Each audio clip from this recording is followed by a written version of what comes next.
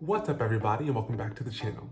In today's video, I'm going to be talking to you guys about the top 10 differences between dormitories at BMT known as Disneyland and those considered Alcatraz.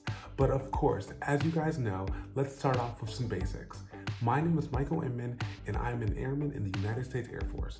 I post a video on this channel every Monday, except federal holidays it seems. Oops. And I usually am talking about military content or more specifically, my journey in the Air Force. If that is your type of content, then definitely hit the subscribe button and make sure to turn on the notification bell so you know when I upload a new video. Without further ado, let's get into the topic. So, as you guys might expect, there are some major differences between what are considered the old dorms, known as Alcatraz, and the dorms that are newer, larger, taller, presumably better, known as Disneyland. Now, if you've seen some of my other videos, you know that I did have the Alcatraz experience, and to be honest, it wasn't all that bad. But I did do something called, I think, kitchen duty. I forget what the proper name is, but I did something called kitchen duty while I was at BMT, and it's where you pretty much help serve the food at another dormitory outside of your own squadron. And so when we did KD duty, really unsure what the name is, I'm not gonna lie. We're gonna call it kitchen duty for this video. When I was doing KD, one of the days I was assigned to Disneyland. And so that, plus a little bit of online research, helped me create this top 10 list of what are the major differences that are worth noting so that you know what your experience may be like if you get assigned to either Disneyland or Alcatraz. But remember, you're not gonna find out which type of dormitories you're getting until you leave the reception center your first night of BMT, or maybe after your 2-week restriction moment. And then the bus will either take you to Alcatraz or Disney. Let's get into the first difference that I noticed. First and foremost is the food quality. Now, I know people in Disneyland who maybe did KD duty or kitchen duty in Alcatraz may have a different opinion, but consistently across the board amongst all of my peers, anyone who was in Alcatraz, anyone in BMT really that I ran into, even if they lived in Disneyland, when they for some reason ate at the cafeterias in Alcatraz, we all had the conclusion that the food is better in Alcatraz. Now, why is that? You would think if it's a newer dorm, there's probably newer kitchen appliances. I don't know, maybe better spices. Wrong. In reality, the best bet or the most logical reason that I was able to come up with is that because the Alcatraz dorms are smaller, meaning maybe each, meal period, breakfast, lunch, dinner, maybe one Alcatraz dormitory or squadron, I think has like 600 people. Totally a ballpark estimate. I could be entirely wrong. But I do know that since the Disneyland dormitories are huge, and thus they're probably feeding thousands of people, at least 2,000 to 3,000. Once again, I'm ballparking. Could be totally wrong. Regardless, since they're serving like a much larger number of people, my best bet is that they're just not able to put as much love in the food. I said it.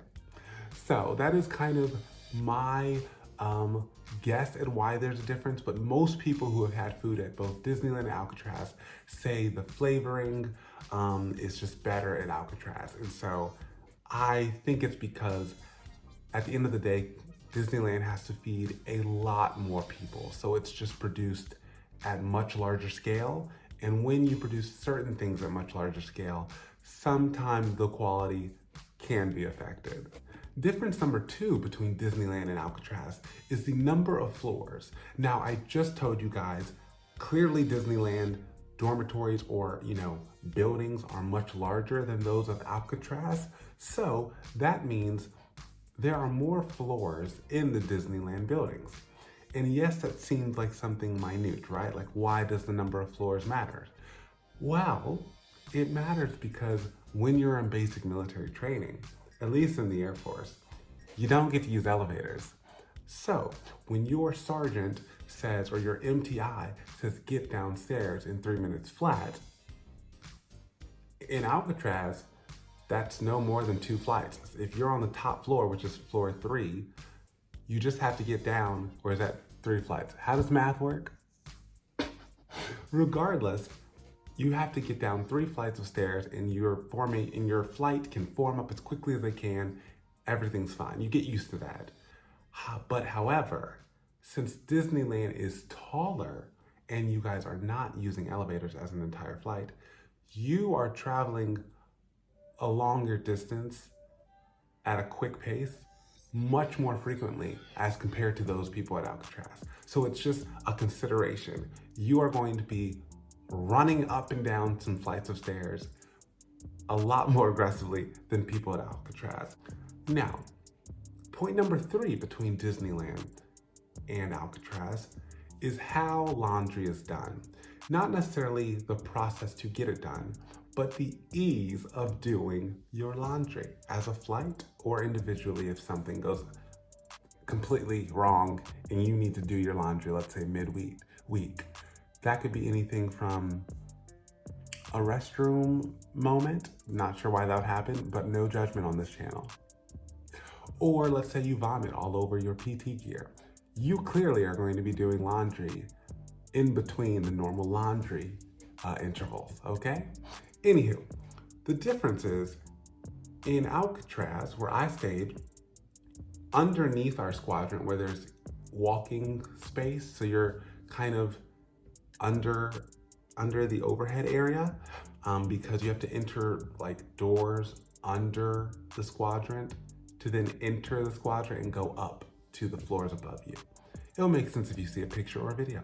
Regardless, let's keep moving. At Alcatraz, the laundry room is on the first floor, and you must exit your dormitory areas and like go outside to get to it. However, in Disneyland, each dormitory has their own laundry room with multiple machines. Now, I don't want to sound bitter, and I refuse to sound bitter. However, that is worth noting that it definitely makes a different experience based on ease of access. So, principal difference right there is if you are in Disneyland, you will not have to exit your dormitory to get your laundry done, whether it be individually or as a flight. But in Alcatraz, y'all gonna have to leave the dorm, carry your bag to the laundry room. It's the whole thing. Once again, it just seems like I'm complaining, but it's worth noting, okay? Now you know. Let's move on to difference number 4. The latrines, or in normal English, it means the restroom. What is the restroom situation?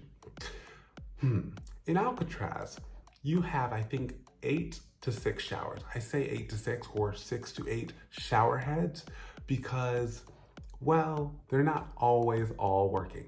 And that is also true in Disneyland. Not all of the shower heads will always be working.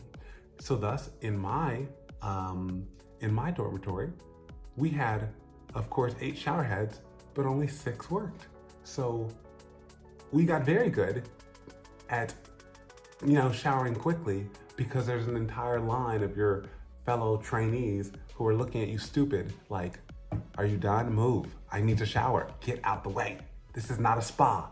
Move.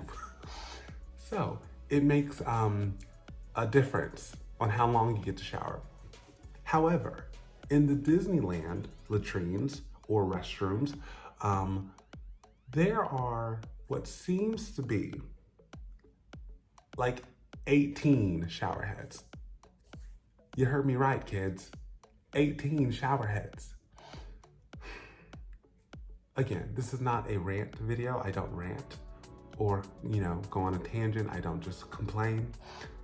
But again, it's a difference worth pointing out that as a flight, you will have 18 shower heads per flight if you're in Disneyland.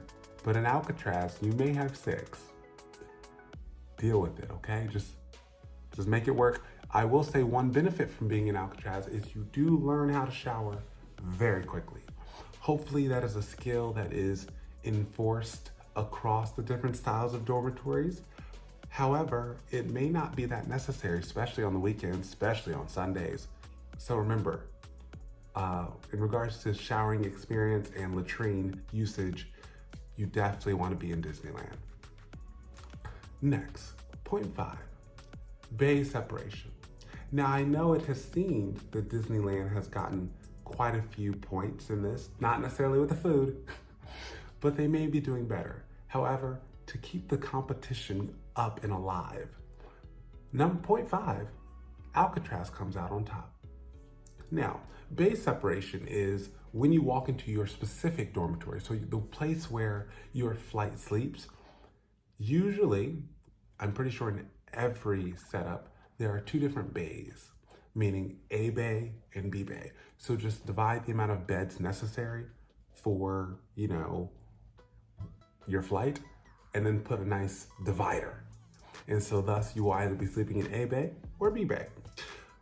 What's interesting is that in Alcatraz, there is a literal cement wall separating the 2 bays, with, of course, doors in the back of the dormitory to kind of just easily walk between the bays, and of course the main hallway where you can choose which bay to walk into. But in Disneyland, there's no cement wall dividing the bays. It's just wall lockers and air. Now you may think that will add to a sense of community, right? What it actually does is when if one bay is Mr. Chitty Chatty Crew or Mrs. Chitty Chatty Crew, and they just like to talk about their lives before joining the military, what they miss, their mom, their dad, their dogs, and sometimes they just start singing country songs or they start rapping. If one bay is that bay, and the other bay is more of a retirement home, more of a living community. When lights go off and the MTI leaves, everyone's like, let's go to sleep. Who would have thunk? Who would have thunk? If you can't tell, I was in the retirement home community. We went to bed when we were supposed to. It was great, it was peaceful. However, every now and then, you could hear some beatboxing on the beds and some rapping or some country pop hits being sang collectively in the other bay. And I just really used to think, wow, if I was over there, I'd be so upset because, I want to go to bed, but clearly there's some people who are just living their best lives at 10 p.m., just not caring. But the separation of bays was useful because the culture of our bay where I was sleeping was lights out means lights out. However, in Disneyland, I can't imagine, unless they strictly enforce the no noise, go to bed when it's bedtime policy, you're gonna hear the bleed over if one bay or the other is loud and rambunctious at night. That's just the way it is. So, worth considering that sleeping may be a little rough if you have some rappers, singers, or storytellers in either bay in Disneyland. Okay, point 6. Point 6 is weapon storage, and it's entirely not a real point, but here we go. In all of the dormitories in Disneyland, to my knowledge, they have these updated modern lockers where your weapon just slides in through a slot into the door and stands up, and it looks really, really cool. That's why I said this point's not real. However, in Alcatraz, before all of the dorms get these upgraded lockers, your weapon is in this really ugly weapons case. Once again, totally not a meaningful contribution as a thing to consider. But I'm just letting y'all know what the differences are. Your weapon goes into this really ugly weapons case, and then it gets placed under you and your neighbor's bed. Just 2 weapons are usually under one bed. So, just something to note is if you get to go to Disneyland, your weapon looks really bad in your little door slot. And if you're in Alcatraz, your weapon goes into a really annoying weapons holder, and then gets stacked under your bed like something you're trying to hide while cleaning your room when you were 8 years old. Yep, the end. Now, point number 7, sleeping arrangements. There's no easy way to put this, so we're just gonna rip off the Band-Aid again. And to make it clear, Disneyland clearly won in this category. In Disneyland, there are no bunk beds. Not a bunk bed. Won't find one. It's great. Your bed's your bed, your space is your space. Easy peasy done, great. However, in Alcatraz, a little less than half of your bay will be bunk beds. So, again, bunk beds weren't really that much of a problem, but if we're nitpicking, it's a little bit more annoying than not having a bunk bed, as I'm sure you all agree. Point 8, lighting. I'm not making this very balanced because maybe it isn't. Let's just admit that. We've made it this far. Maybe it's not very balanced. Maybe Disneyland, it does have a leg up. But in regards to lighting of the dormitory, Disneyland also takes the cake on that one because within our Alcatraz dormitories, I don't remember any kind of natural lighting source. Unless the emergency exit door was open for some reason, there's no natural light. Wait, were there windows at the top on the side? There were. So there are windows that are kind of fuzzed out in both bays, or at least one bay, above the lockers. When compared to Disneyland, that has an entire wall of opaque windows, meaning you can't really look out of them because they're opaque, kind of blurry, but you're able to clearly see the transition of the day through the light. So in regards to what is it called? Circadian rhythms, and just feeling tired when it's nighttime and starting to naturally feel awake as the sun rises, that is all a part of your conscious or at least subconscious experience if you live at Disneyland, because you have a wall of light. Point 9, formations during inclement weather. So formations and PT formations, or PT time during inclement weather. Interestingly enough, Alcatraz wins, and that's because during inclement weather, meaning bad weather, you usually will do PT under the overhangs of your dormitories. So like I said, you can kind of walk under Alcatraz and under Disneyland actually, because the first floor for sleeping doesn't actually occur until you go to the second floor. So there's these weird stairwell entrances hidden, but generally you're able to walk under the structure. And then when you go into the stairwells, you can then go to the second floor or first floor for dormitories where different flights then sleep. And so during bad weather days, instead of going to the PT pad, AKA like the track, track and field, going to the track, instead of going to the track, you actually how do you say it? You actually stay under that overhang, and that's where PT is held, or that's where your formations are held. But the thing is Disneyland, because of its huge structure and its huge atrium, they have a huge atrium and a mega flag, like a mega with an E. Mega flag in their atrium. It pretty much causes the most annoying echo sound and echo chamber I've ever experienced. And so I cannot even fathom what PT and formations must have been like. Push up, down, up, push up, down, up, but so loud, and the echo just going, ah. You won't hear it, you won't believe it until you hear it in real life. It is the most distracting, obtrusive echo chamber experience ever. So I'm almost positive that my PT experience was much less irritating, because when we were doing PT under our overhang at Alcatraz, you don't hear some echo. That's not part of your experience. You don't hear a reverberation that goes for a mile. No. But Disneyland, I mean, you cough while walking under a Disneyland building, and you will hear the cough for a while.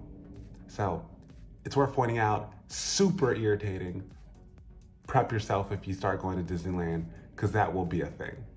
And now, for the final point. We made it through the video, who knew, right? That final point, again, don't you dare click off. The final point, once again, is not a big one, but in aggregate, it adds to the larger point that we're seeing. That I was clearly at a disadvantage being at Alcatraz. No, actually, not really. Okay, maybe. The final point is, Disneyland's day room is quite larger than Alcatraz's day room. And the main takeaway from that is that when you're all like crowded together, not sure if that's a thing right now. So maybe in 2020, they're not using day rooms. But when we do crowd together in the day room as a flight for, announcements, classes, learning moments, you are legitimately crowded together in Alcatraz. On the contrary, in Disneyland, based on the videos I saw, and to be honest, the depth of field is probably a little off. So really, it could be just as bad. But based on the videos I saw and what I took away from them, the day rooms are larger, more spacious, and it just seems less aggressive of a task to like all, get in there. It's more of we all have our own space, everything's fine, we're chilling, we're learning, everything's beautiful. So, those are the 10 major differences between Disneyland and Alcatraz. I hope that gives you some context into what your experience may look like depending upon which dormitory you do get at the end of the day. So you will have a great time at BMT no matter what dormitory you're put into. It really just matters how you lean on your fellow trainees and how you kind of take the leadership from your MTI. So put your best foot forward. And if you like this video, definitely subscribe. And of course, click the like button and drop a comment below, and I'll make sure to check it out and answer any questions you guys have. See you later.